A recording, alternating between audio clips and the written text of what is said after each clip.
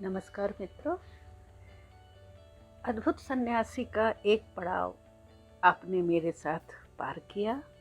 आगे की यात्रा दूसरे अध्याय के रूप में, जहाँ नरेन अपने सच्चे गुरु की खोज में यहाँ वहाँ कई जगह जाता है, किंतु उसके हृदय को शांति नहीं महसूस होती, संतुष्टि नहीं महसूस होती।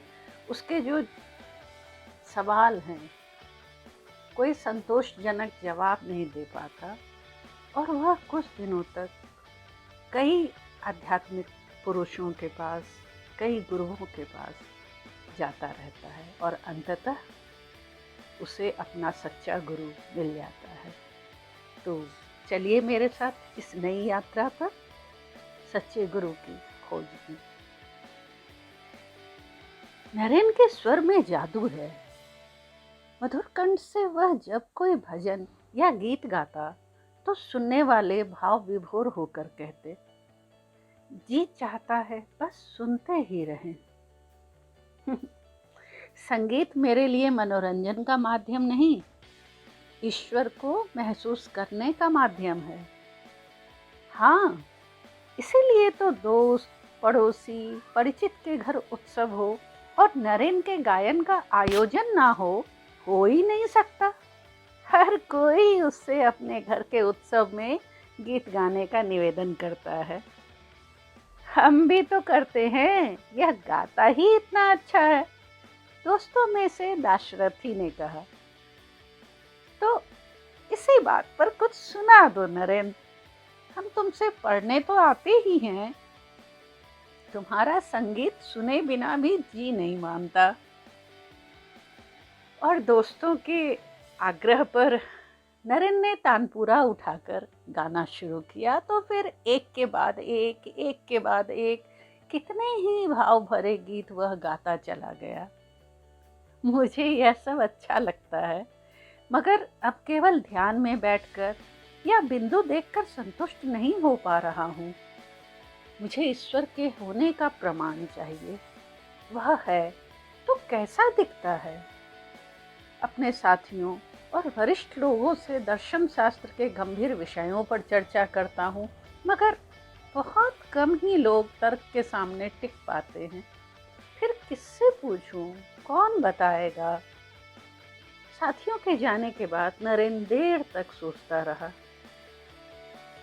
धर्म क्या है, क्या सचमुच ईश्वर है, जैसे विषयों को जानने के लिए मैंने कई धर्म ग्रंथ, भारतीय और पश्चिमी दर्शन और साहित्य भी पढ़ डाले।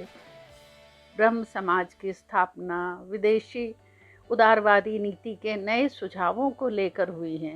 मैं ब्रह्म समाज से जुड़ गया हूँ। केशव चंद्र का भाषण अच्छा होता है, बाकी में वह बात नहीं। वहाँ लोगों के कहने पर भजन सुनाता हूँ, मगर इन बातों से मेरे खोजी मन को शांति नहीं मिलती। अपने इन्हीं सवालों से इतना बेचैन होकर एक रात उसने नदी तैरकर पार की और ब्रह्म समाज के संस्थापक महर्षि देवेंद्रनाथ टैगोर की कुटिया में जा पहुंचा।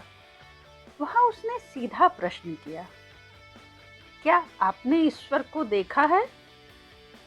सिर से पैर तक भीगे नरेन के इस सीधे और सपाट प्रश्न का महर्षि सीधे तौर पर जवाब नहीं दे पाए। उन्होंने इतना ही कहा, मेरे बच्चे, तुम्हारे पास योगी की दृष्टि है। नरेन उनके जवाब से संतुष्ट नहीं हुआ। वह रुका नहीं, लौट चला।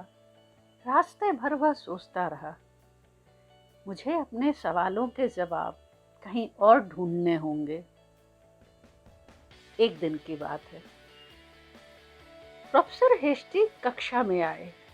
ट्रांसफॉर्मेशन के बारे में बताते बताते वे धीरे से बोले, एक व्यक्ति है जो ट्रांसफॉर्म करने में सक्षम है। उनका नाम है स्वामी रामकृष्ण परमहंस। प्रोफेसर की बात सुनकर नरेन चौंका और मन ही मन सोचने लगा, शायद उस व्यक्ति के पास मेरे सवाल का जवाब हो। दिन बीतते रहे। एक दिन की बात है, एक पड़ोसी नरेंद्र से मिलने आए और उनसे बातें होने लगी। और नरेंद्र ने पूछा, तब उन्होंने जवाब दिया, स्वामी रामकृष्ण एक महान हिंदू संत हैं। वे हुगली जिले के कुमारपुर गांव के निवासी हैं। दिसंबर 1981 में कलकत्ता शहर के निकट दक्षिणेश्वर के काली मंदिर के पुजारी के रूप में वहां रहने आए हैं। वे प्रार्थना करते और ध्यान में लीन रहते हैं। आज मेरे निवेदन पर मेरे घर आ रहे हैं। तुम आ जाओ, कुछ भजन सुना दो तो उत्सव हो जाए। पड़ोसी सुरेंद्रनाथ मित्र बोले तो नरेंद्र मना नहीं कर सका। उसे याद आया कि प्रोफेसर हेस्टी ने भी तो उनका ही नाम लिया था। मिलने में हर्ज क्या है, उसने सोचा और सिर हिलाकर हामी भर दी। और वह समय आ गया जब नरेंद्र उनके घर पहुंचा। आओ नरेंद्र, स्वामी जी आ चुके हैं। तुम्हारा भजन सुनने के लिए सब आतुर हैं, सुरेंद्रनाथ मित्र ने कहा। नरेंद्र ने सिर घुमाकर देखा। कमरा लोगों से भरा था। कुछ परिचित थे तो कुछ अजनबी भी। लाल पार वाली धोती पहने स्वामी रामकृष्ण बैठे थे। वे गांव की बोली बोलते नजर आए तो नरेंद्र को वे गवार पुजारी से लगे। उसने हारमोनियम लिया और भजन गाना शुरू कर दिया। एक के बाद एक उसने कई भजन गाए। स्वामी रामकृष्ण उसके भजन में खो से गए। फिर पास में बैठे सुरेंद्रनाथ मित्र से बोले, इसे लेकर दक्षिणेश्वर आना।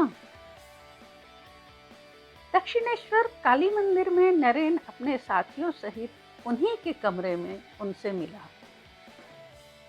स्वामी जी के आग्रह पर उसने 2 भजन गाकर सुनाए। भजन सुनकर स्वामी रामकृष्ण भावुक हो उठे।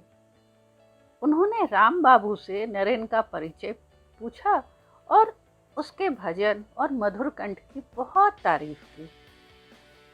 स्वामी जी नरेंद्र को साथ लेकर दूसरे कमरे में गए और अपने हाथ से उसे मक्खन मिश्री खिलाने लगे और नारायण नारायण पुकारते हुए भावुक होने लगे। नरेंद्र को बहुत अटपटा लगा। उनके अजीब से व्यवहार से वह बड़ा हैरान हुआ। स्वामी जी का दिमाग कुछ खराब हो गया है, मुझे नारायण कहकर पुकार रहे हैं, उसने मन में सोचा। अब मैं यहाँ कभी नहीं आऊंगा। इतने में स्वामी जी ने टोका, मुझसे मिलने दोबारा आएगा ना? बोल, आएगा ना? स्वामी जी नरेंद्र का हाथ पकड़ बार बार कहने लगे। आऊंगा, हार कर नरेंद्र ने वादा किया। स्वामी जी बाहर के कमरे की तरफ बढ़े।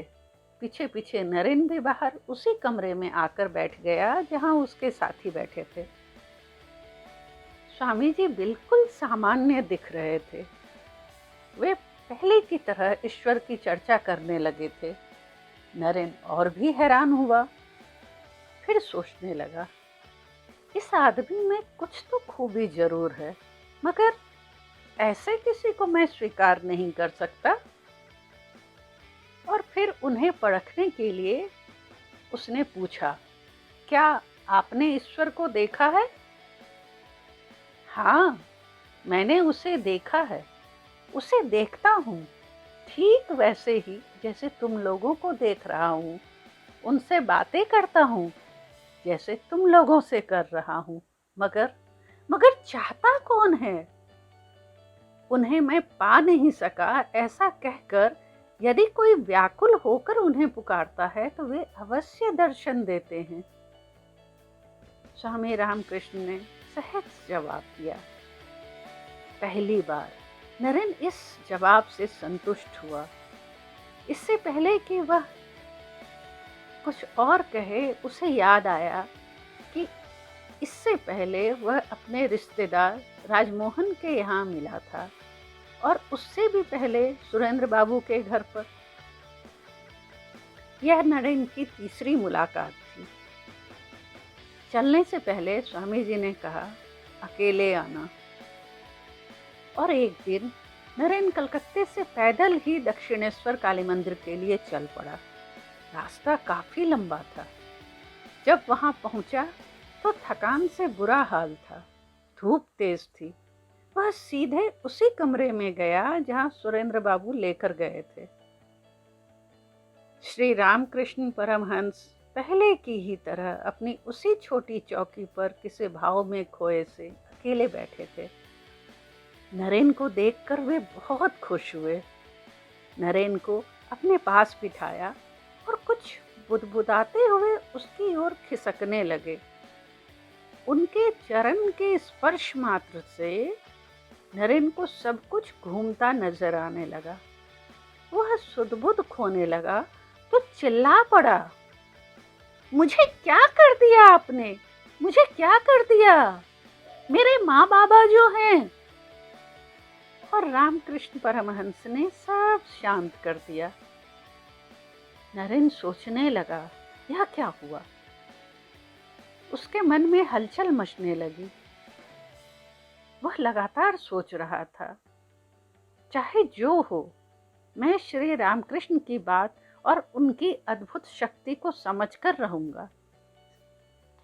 और फिर स्वामी जी के पास आने का क्रम बनता चला गया। नरेन को जब अवसर मिलता वह स्वामी जी के पास जाता, उनके उपदेश सुनता, उनके कहने पर भजन भी सुनाता, मगर किसी भी बात को जांचे परखे बिना स्वीकार नहीं करता। एक बार यूं ही चर्चा चल रही थी तो गुरुदेव ने कहा, मैं रुपये पैसे को छू नहीं सकता। बाकी शिष्यों ने तो बात मान ली, मगर नरेन को गुरु के कहे पर विश्वास नहीं हुआ, इसलिए उनके कथन की परीक्षा लेने की सोची। और एक दिन यह अवसर मिल गया।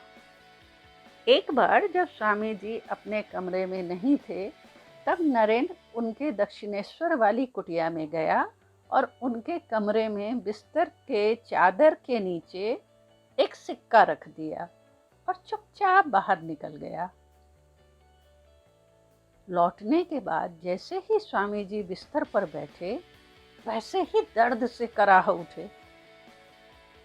एक भयंकर पीड़ा से वे गुजरने लगे। उनके दूसरे शिष्यों ने जैसे ही बिस्तर की चादर झाड़ कर ठीक करना चाहा, तो सिक्का खनकते हुए जमीन पर गिर पड़ा। स्वामी जी समझ गए कि यह किसका काम है, मगर उन्होंने शिष्यों के सामने नरेन को कुछ नहीं कहा, बल्कि सभी शिष्यों से सहज भाव से कहने लगे, मुझे परखो, जैसे रुपये को पैसे में बदलने वाला अपने सिक्के को परखता है। तुम तब तक मुझे ना अपनाओ जब तक पूरी तरह परख नहीं लेते। इस घटना से नरेन के मन में गुरु के प्रति विश्वास और भी गहरा हो गया। एक दिन की बात है। विश्वनाथ दत्त अपने काम से लौटे तो शाम को घर घुसते ही पत्नी से पूछ बैठे, नरेन कहाँ है? अपने दोस्तों के साथ होगा या नानी के घर होगा, उसकी परीक्षाएं सिर पर हैं। आपकी तबीयत ठीक नहीं लग रही। भुवनेश्वरी थोड़ी चिंतित होकर बोली, हाँ, सीने में थोड़ा दर्द है, थोड़ा आराम कर लूंगा तो ठीक हो जाएगा। उन्होंने कहा, फिर कपड़े बदले और लेट गए। नरेन को बुलाने भेजूं? नहीं। डॉक्टर को? नहीं, उसकी जरूरत नहीं है। विश्वनाथ दत्त ने आंखें बंद कर लीं। रात हो गई। नरेन नानी के घर रहता, मगर खाना खाने घर पर ही आता था। संयोग कहें या दुर्योग, आज दोस्तों ने ऐसा घेरा कि पढ़ाई और संगीत के बीच समय का पता ही नहीं चला और वह खाना खाने नहीं आ सका। इधर विश्वनाथ दत्त उठकर फिर काम करने बैठ गए। आप फिर काम निकाल कर बैठ गए? कल के केस की तैयारी करनी तो होगी ना। नरेन, एक बार पढ़ लिख कर कुछ बन जाए तो चिंता दूर हो, वे धीमे स्वर में बोले और कागजों में उलझ गए। भुवनेश्वरी बैठी सोचती रही। अपने परिवार के लोगों की धोखाधड़ी के कारण उन्हें अपना मकान छोड़कर किराए के मकान में आना पड़ा। जो साझा फर्म खोला, वहां भी साझेदारों ने बेईमानी कर ली।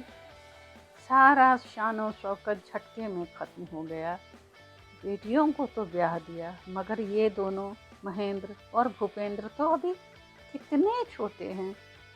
नरेन शादी के लिए राजी नहीं। वह अपनी जिम्मेदारी समझ ले तो अपने बाबा का कुछ बोझ कम कर सके। नरेन नहीं आया? अचानक विश्वनाथ बोले। सीने में उठा दर्द सहना उनको मुश्किल होने लगा। मैं डॉक्टर को बुलाने भेजती हूँ। नहीं नहीं, भूपेंद्र रात को कहाँ जाएगा, तुम लोग यहीं रहो मेरे पास। और देखते ही देखते वे चल बसे। भुवनेश्वरी को कुछ समझ नहीं आया। थोड़ी ही देर में सब कुछ खत्म हो गया। नरेन अभी अभी सोया था। दरवाजा पीटने की आवाज हुई तो हड़बड़ा कर उठा।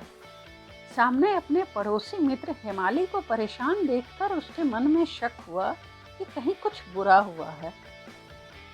नरेन, नरेन, घर चल, जल्दी घर चल नरेन। हेमाली हाँफता हुआ बोला। अभी? तेरे बाबा नहीं रहे, घर में सब तेरा इंतजार कर रहे हैं। हेमाली के शब्द से नरेन हक्का बक्का रह गया, फिर उसके साथ चल पड़ा। रोज खाना खाने घर जाता था, आज नहीं गया और आज बाबा ने मुझे खोजा होगा। मैं बाबा के लिए कुछ नहीं कर सका, कुछ भी तो नहीं कर सका मैं। जाने कितनी ही बातें वह रास्ते भर सोचता रहा। माँ, तुमने मुझे बताया क्यों नहीं कि बाबा बीमार चल रहे हैं और हमारी आर्थिक स्थिति ठीक नहीं? कब बताती? तेरे पांव टिकते तो न बताती। और बताया नहीं था तुझे कि बाबा के सीने में दर्द रहने लगा है? फिर भी वे काम के बोझ से दबे हैं।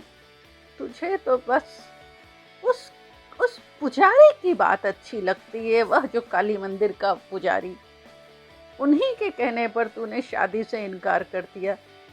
माँ गुस्से से फट पड़ी। बाबा क्या गए, मेरी दुनिया ही बदल गई।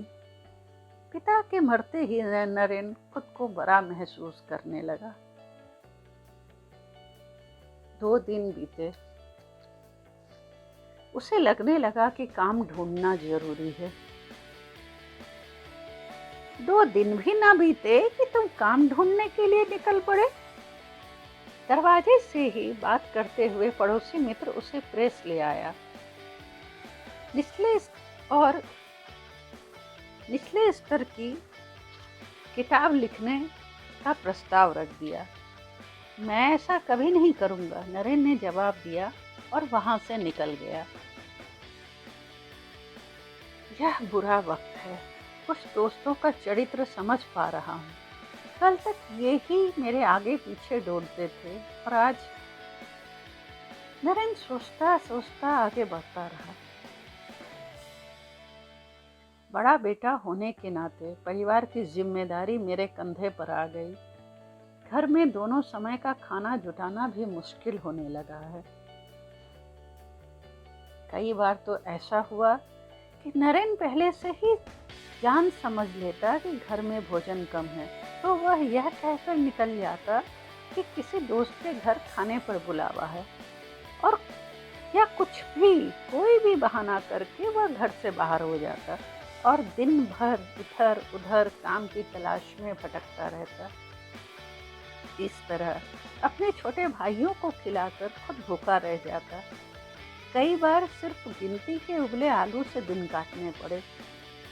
उसने नौकरी की तलाश में भटकना शुरू कर दिया था। वह बिना खाए पिए नंगे पांव एक दफ्तर से दूसरे दफ्तर के चक्कर लगाता रहा, मगर कोई स्थायी नौकरी पा न सका। परिचित मुंह फेरने लगे थे। एक दिन तो धूप में भटकते भटकते उसके पांव में छाले पड़ गए। कई धनी मित्र उससे मिलते, उससे गाना सुनाने को कहते, उसे गलत रास्ते पर ले जाना चाहते, मगर उसका हाल कोई ना समझता। ऐसे बुरे दिन में एक साथी था जिसने अपना कभी परिचय नहीं दिया और चुपचाप उसकी माँ को रुपये भेज दिए। नरेन अपनी दिनचर्या में बहुत बदलाव नहीं कर पाया था और अब भी जबकि चारों तरफ से परिस्थितियां उसके विपरीत थीं, वह समझ नहीं पा रहा था कि वह कैसे काम करे, क्या करे, कैसे घर को संभाले। लेकिन वह रोज सुबह गुरु और ईश्वर का नाम लेकर ही बिस्तर को छोड़ता। एक सुबह जब नरेन प्रार्थना कर रहा था, उसकी माँ ने टोका। गुस्से में कहें या दुख में कहें, वह भरी हुई थी और उसने कहा, चुप भी रह, बचपन से तो भगवान भगवान करता है, उसे भगवान ने तो यह सब किया। नरेन माँ की बात से दुखी होकर सोचने लगा, क्या सचमुच ही भगवान है? और हो भी तो क्या मनुष्य की करुण प्रार्थना सुनते हैं? मैं जो इतनी प्रार्थनाएं करता हूँ, उनका कोई उत्तर क्यों नहीं मिलता?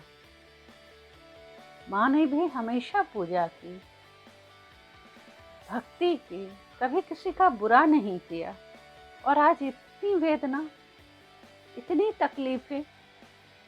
इस तरह की कई बातें उसके दिमाग में घर कर गईं। वह नास्तिकों सा व्यवहार करने लगा। अब ना उसके खाने का ठिकाना होता, ना केस लड़ने का। उसने दक्षिणेश्वर जाना भी छोड़ दिया। राखाल, भवनाथ सभी नरेन की हालत से दुखी होते और सबसे अधिक दुखी होते गुरुदेव, और उसकी नौकरी के लिए भक्तों से कहते। मगर वे जानते थे नरेन संसार के इन कामों में उलझने के लिए नहीं आया है। उसे तो देश और समाज में नया जागरण लाना है। वे शिष्यों से कहते, नरेंद्र पवित्र और मुक्त आत्मा है, अभी परिवार की चिंता में उलझा है, इसलिए कुछ समझ नहीं पा रहा। गुरुदेव ने नरेन के खिलाफ कभी कोई बात नहीं मानी। कई शिष्यों ने आकर बहुत उल्टी पुल्टी बातें की, कहा कि नरेन का चरित्र गिर गया है, किंतु गुरुदेव ने किसी की बात नहीं सुनी और नरेन गुरु का स्नेह पाकर धीरे धीरे फिर से सामान्य हो चला और अवसाद से बाहर आ गया। वह ईश्वर के ध्यान में फिर से बैठने लगा। गुरु को संगीत सुनाते हुए खुद उसके आनंद में डूबने लगा। सब कुछ धीरे धीरे उसके भीतर ठीक होने लगा था। इन्हीं दिनों उसने एक वकील के दफ्तर में अस्थाई नौकरी ले ली थी। कुछ पुस्तकों के अनुवाद भी किए। इसी तरह कभी कभी कई अस्थाई काम किए, लेकिन कोई स्थायी काम मिल नहीं पाया। मित्रों, आज इतना ही। आगे की यात्रा हम फिर साथ साथ तय करेंगे। तब तक के लिए शुभ विदाई।